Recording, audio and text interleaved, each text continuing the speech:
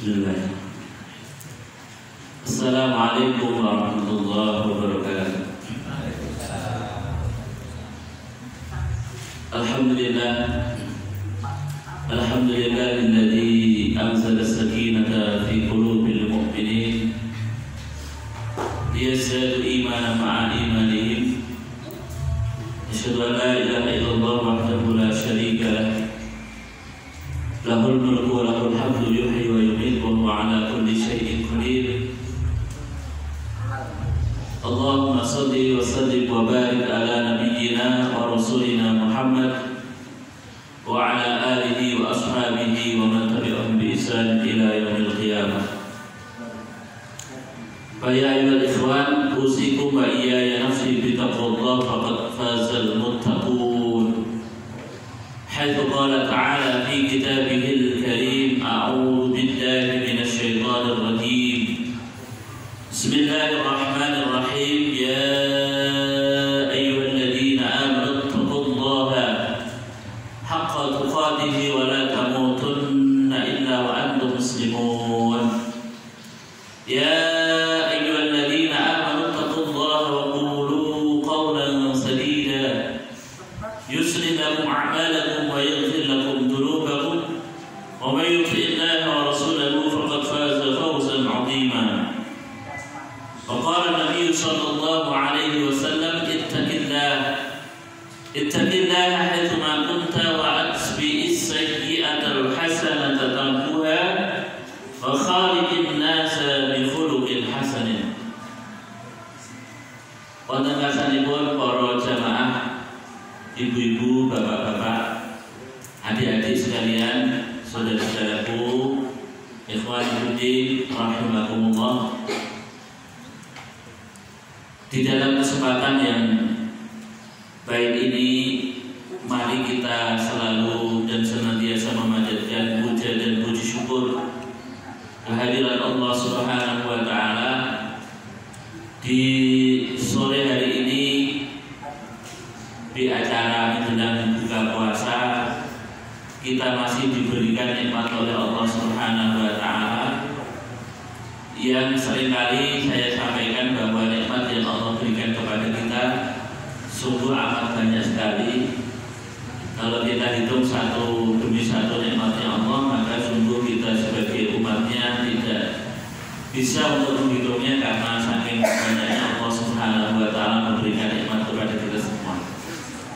Salawat dan salam mari senantiasa kita sanjungkan kepada junjungan kita, yaitu beliau Rasulullah Muhammad sallallahu alaihi wasallam, yang menjadi tauladan kita, yang menjadi uswatun hasanah kita semua. Mudah-mudahan kita semua yang menjadi pengikut-pengikutnya yang senantiasa mengikuti sunnah-sunnah beliau.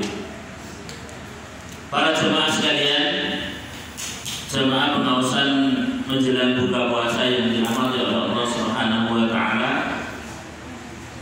hari demi hari telah kita lalui, dan Ramadan sedikit demi sedikit sudah mulai bergeser dan sudah masuk di setengah.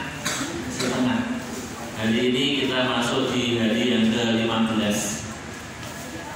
Jadi tidak terasa kita sudah melampaui bulan Ramadan ini di separuh perjalanan. Dan tentunya perjalanan Ramadan yang sudah masuk hari yang ke-15 ini, mari kita manfaatkan dengan sebaik-baiknya. Terlebih lagi memasuki hari-hari yang terakhir. Hari-hari yang terakhir di bulan Ramadan ini, mari kita manfaatkan kesempatan itu, karena seringkali saya sampaikan bahwa kita tidak tahu apakah tahun yang akan datang kita masih berjumpa dengan bulan Ramadan. Ibu-ibu, bapak-bapak, kan kalau saya tanya apakah tahun depan bisa bertemu dengan Ramadan lagi, mesti jawabannya kan ya belum tentu. Ya wallahu a'lam, hanya Allah yang tahu. Karena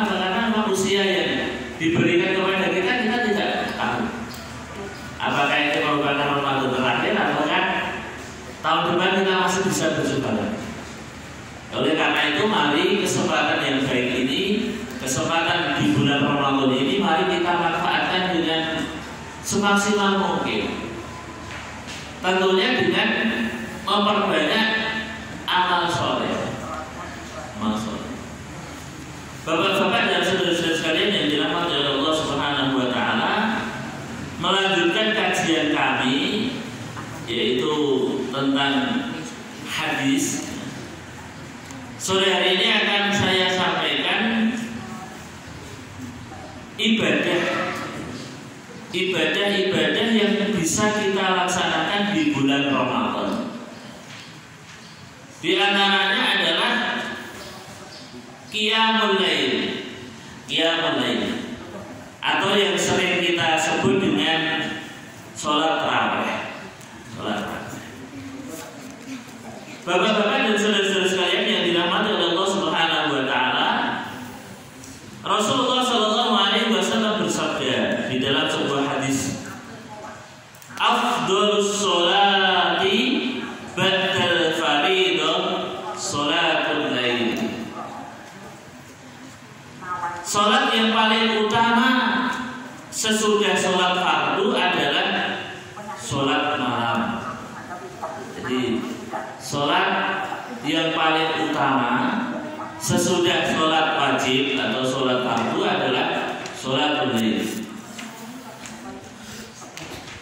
Di dalam ayat Al-Quran dan juga hadis-hadis, Allah Subhanahu wa taala di dalam Al-Quran menyebutkan di dalam surat A'udzubillahi minasyaitonir rajim, bismillahirrahmanirrahim, wa minal laili fatahajjad bihi nafilatan lak asa an yab'asaka rabbuka maqaman mahmuda.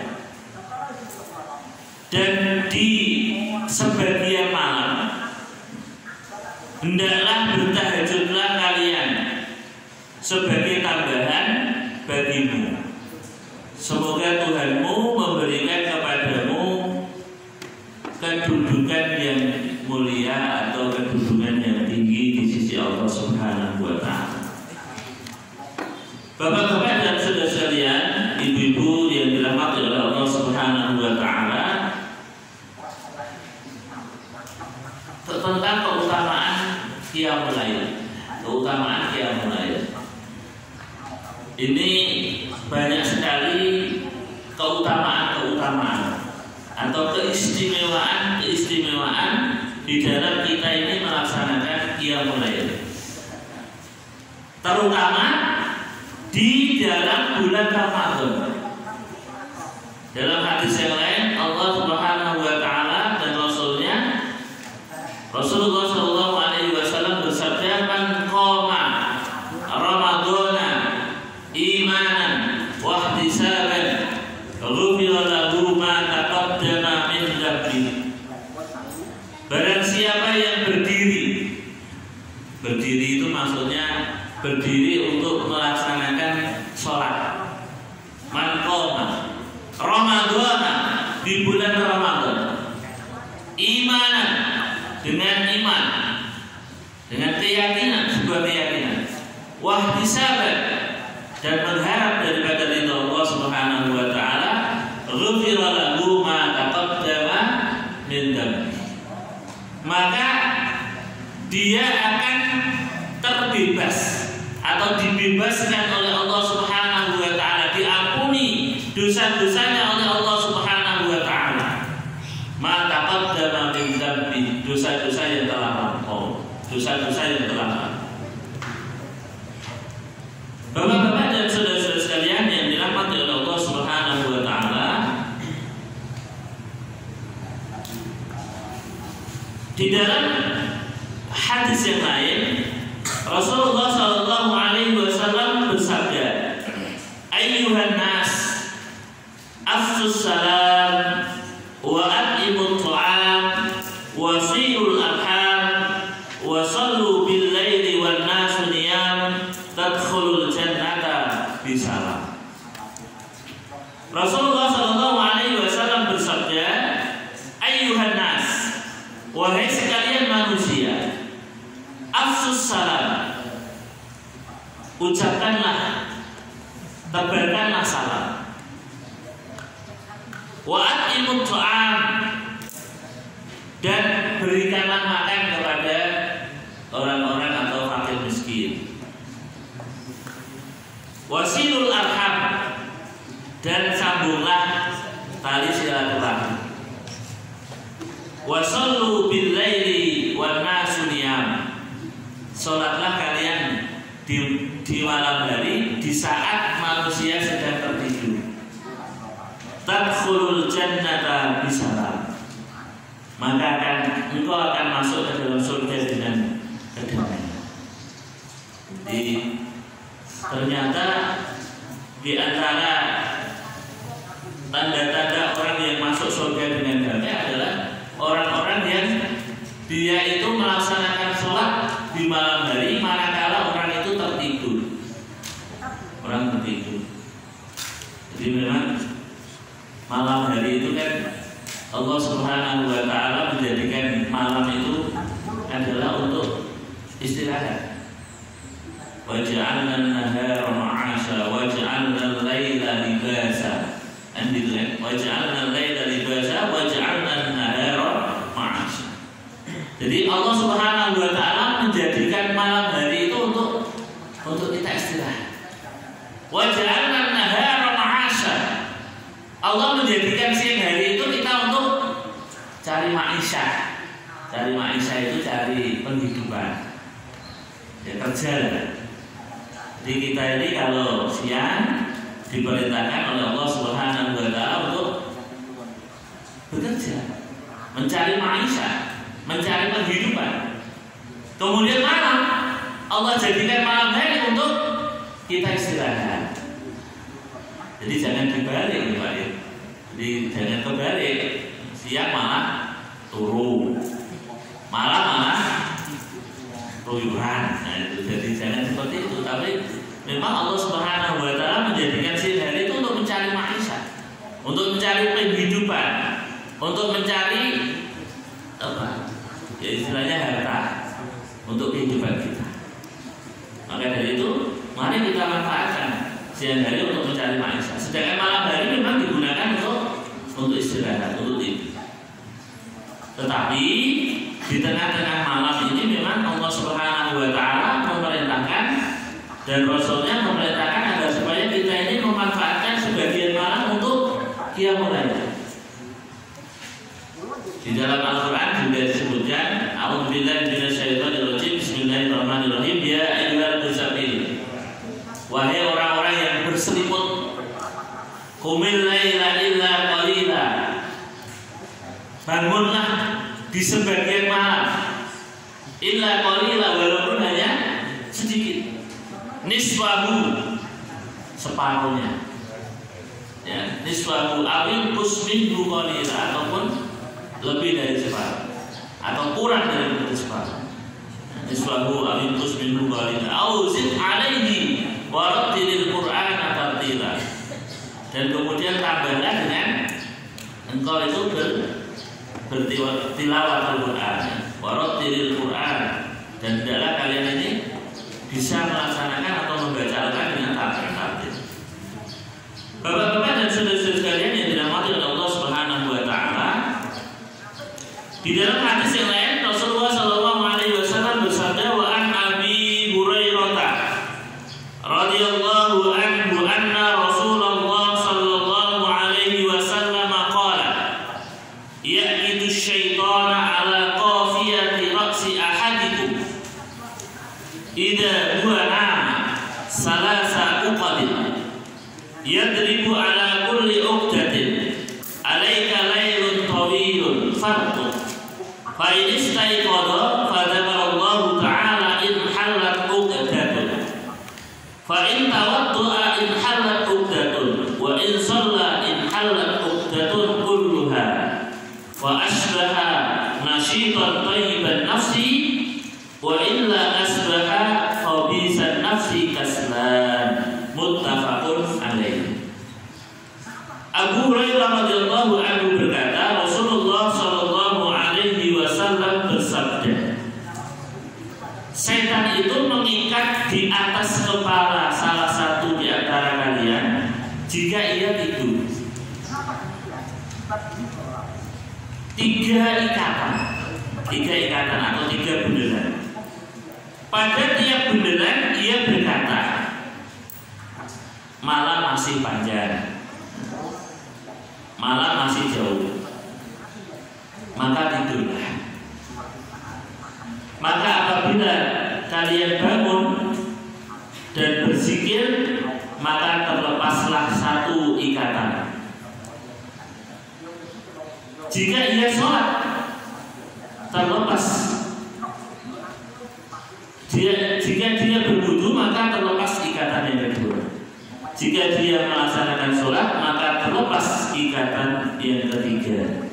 Sehingga ia berpagi-pagi dengan semangat, dengan riang gembira dan lapang dada.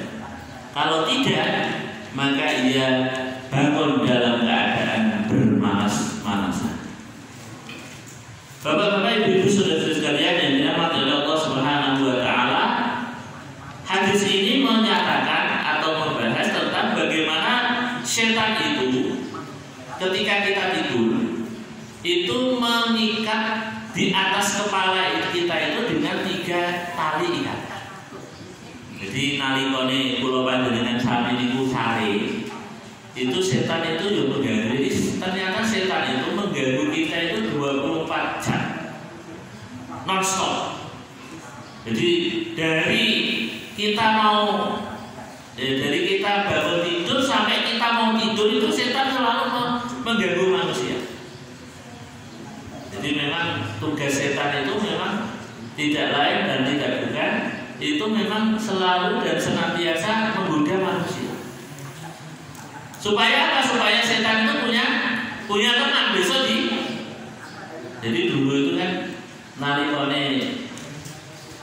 Bapak Adam kali Bunda Hawa itu kan ceritanya kan dulu kan berada di surga, berada di surga. Kemudian iblis itu penolak setan.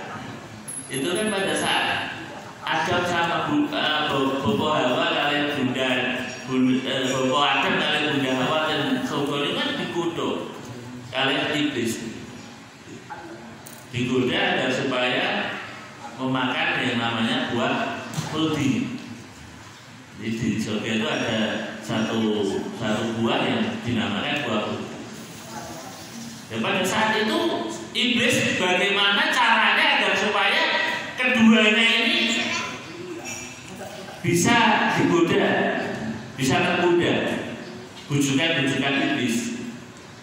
Ya, bicaranya, strateginya ya, itu digoda oleh iblis pertama, ya nggak mampan. Kemudian mendatangi Bunda Hawa, orang mampan. Namun pada akhirnya sehari orang mampan, rong dino orang mampan, telung dino orang mampan.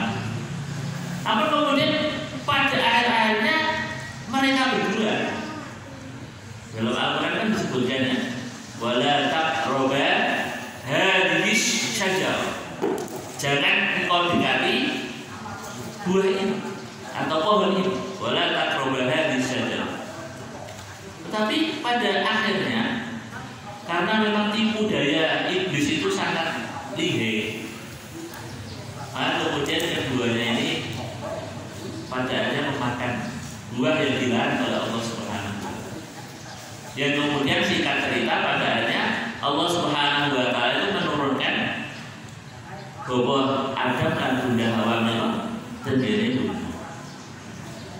Jadi memang iblis itu sejak dulu, ya, sejak apa namanya nenek moyang kita, ya, artinya sejak manusia pertama dilahirkan yaitu Bapak Adam dan Bunda Hawa itu memang diperintahkan untuk selalu menggoda sampai sekarang, ya sampai sekarang.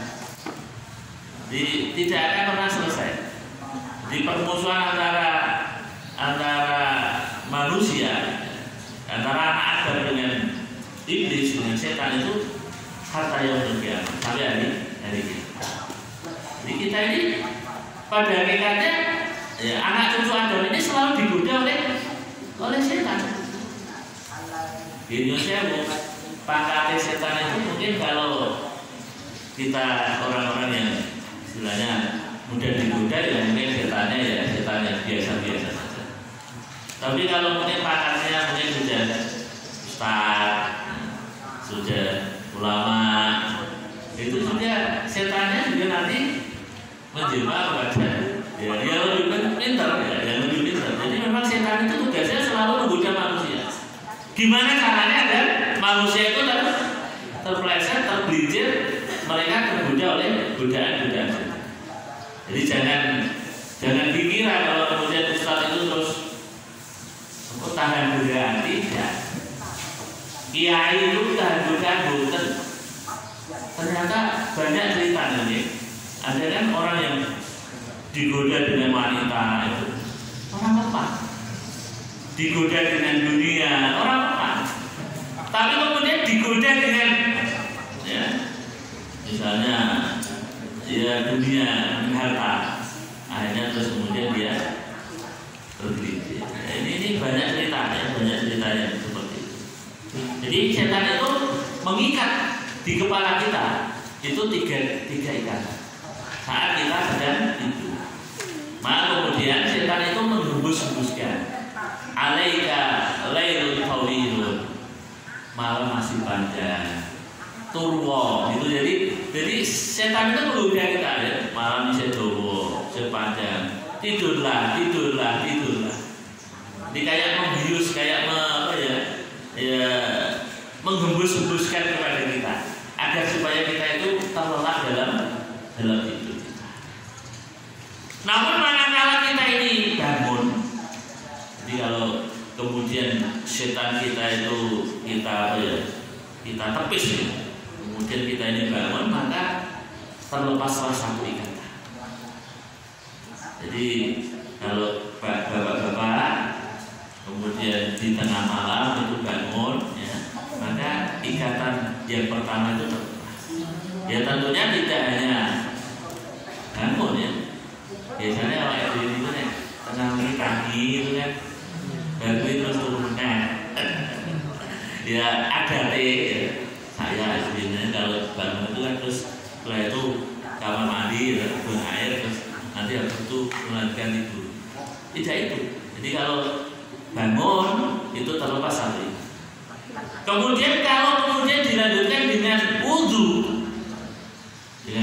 maka terlepas juga itu. Kemudian setelah itu dilanjutkan dengan melaksanakan sholat, maka terlepaslah ikatan yang ketiga.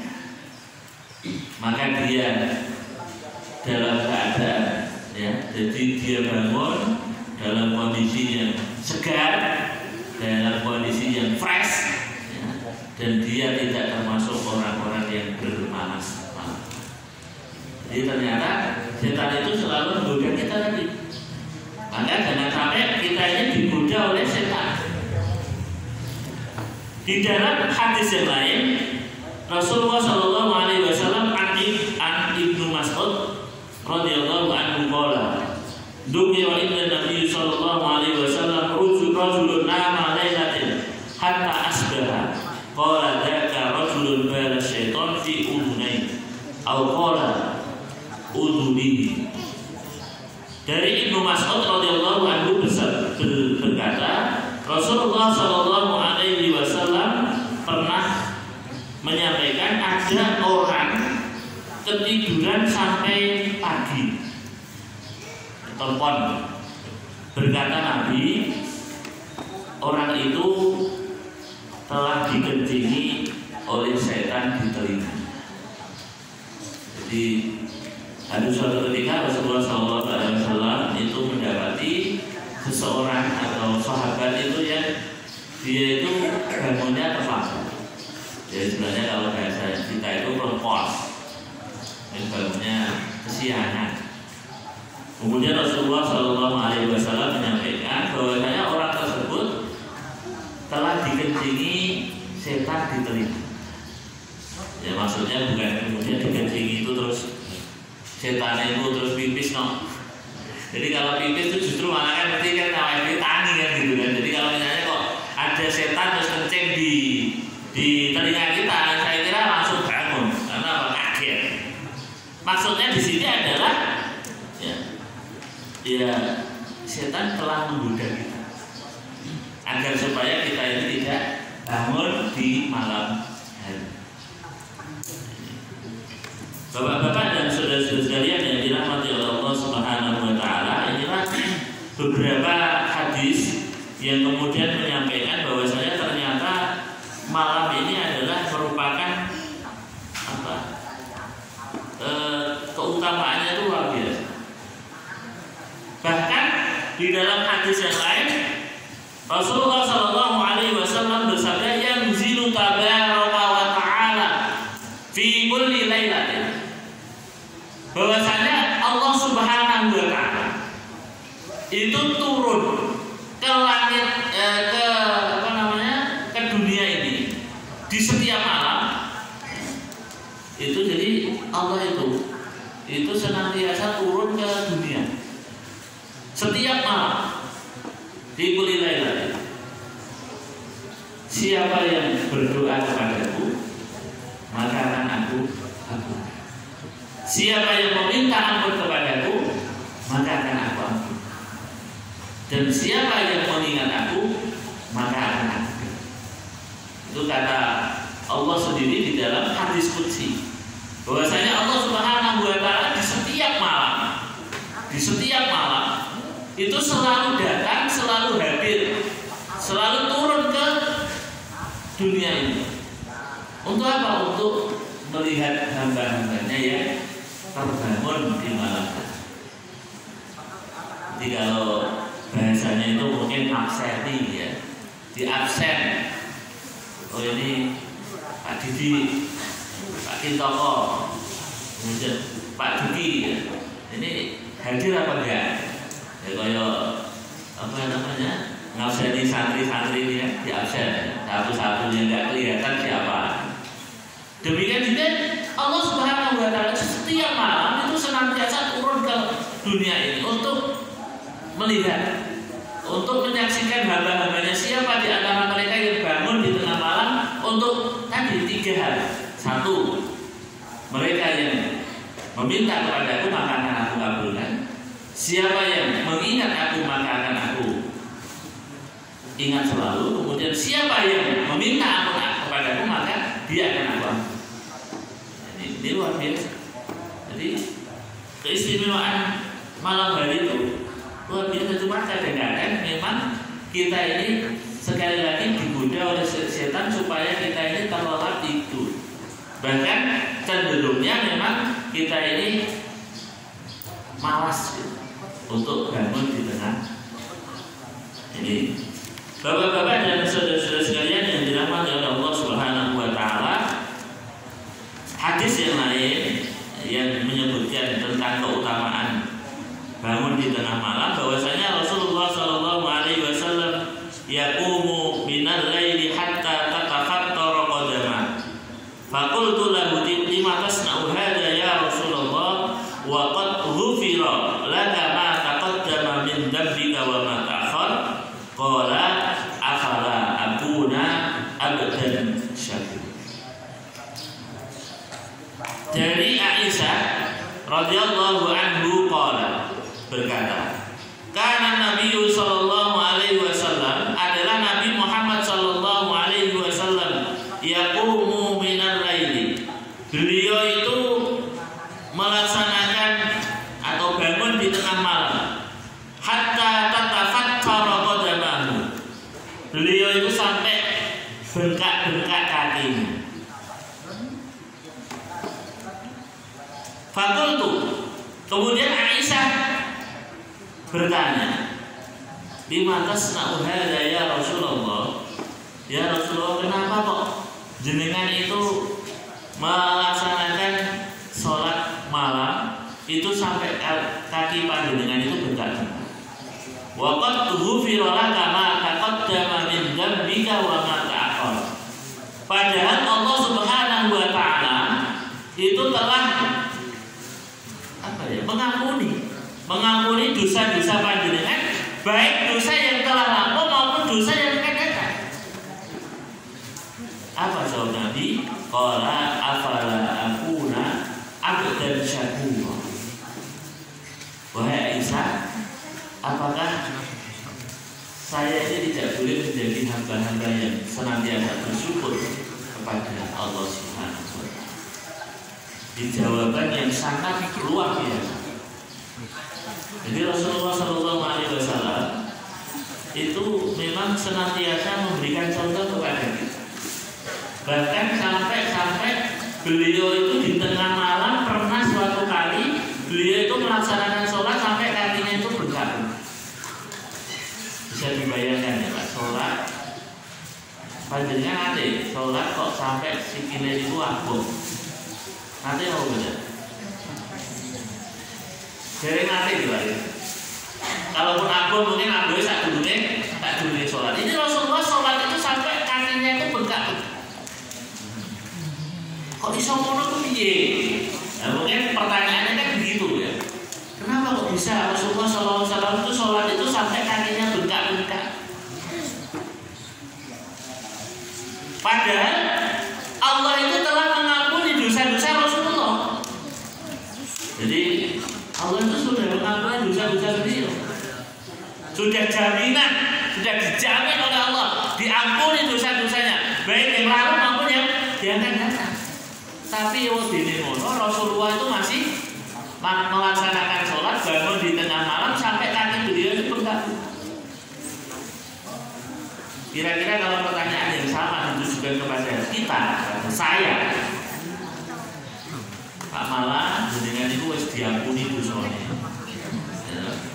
Baik yang dulu maupun yang akan datang terus diampuni. Kira-kira pertanyaan yang sama dilayakan kepada saya mungkin ya. Iya. Saya mau jaga rekoso-rekoso kan. Tapi tidak dengan Rasulullah. Rasulullah menyampaikan afala akuna abdan syakura wa Aisyah. Tidakkah saya ini tidak boleh menjadi hamba-hamba yang bersyukur kepada Allah Subhanahu wa Ta'ala? Luar biasa jawaban yang sungguh elok, sungguh hebat. Sudah dijamin oleh Allah masuk surga. Dengan kulon itu kira-kira orang jaminan masuk surga. Sinten sing wis iso jamin, oh aku bakal masuk surga. Tidak ada seorang pun di antara kita yang mendapatkan jaminan dari Allah Subhanahu wa Ta'ala untuk masuk surga. Tetapi kita ini juga masih malas di dalam melaksanakan ibadah. Sedangkan Rasulullah SAW yang sudah dijamin oleh Allah Subhanahu wa Ta'ala masuk surga, itu saja masih sungguh-sungguh di dalam melaksanakan ibadah. Maka seringkali saya sampaikan gitu ya.